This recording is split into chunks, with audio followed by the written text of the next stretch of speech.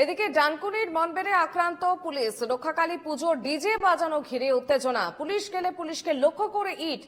5 জন police আহত হয়েছেন এই ঘটনায়। তাদের মধ্যে একজন মহিলা কনস্টেবল রয়েছে এবং 6 জনকে গ্রেপ্তার করেছে ডানকুনি থানার পুলিশ।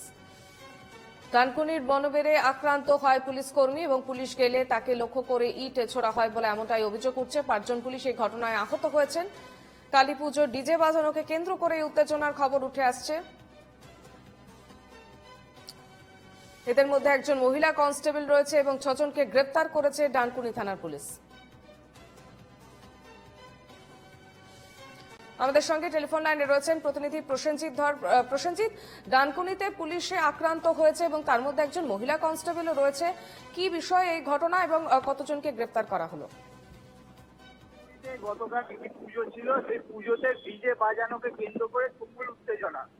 যেহেতু ডিজেটা বাজানোর জন্য পুলিশ প্রথমেই বারণ করেছিল যে ডিজে কোনোভাবে বাজানো যাবে না।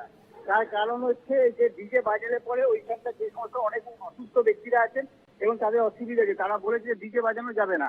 পুলিশ সেটা বারণ করেছিল প্রথমে। পুলিশ বারণ করা সত্ত্বেও তারা বারণ শোনেনি, তারপরেও তারা ডিজে বাজিয়েছে। ডিজে বাজানোর পুলিশ গিয়ে তাদেরকে যখন বাধা দেয় তখন তারা আচমকায় পুলিশের উপর চড়া হয়। পুলিশ সূত্রে খবর এটা।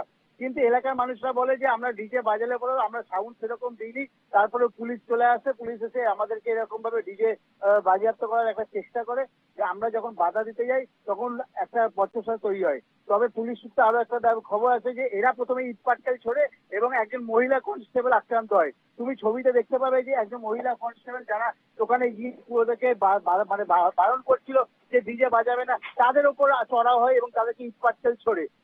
তার ঘটনায় গ্রেপ্তার করা হয়। আজকে ধৃতদেরকে শ্যামপুর আদালতে তোলা হবে। বেশ, নজর রাখো। আপাতত ধন্যবাদ।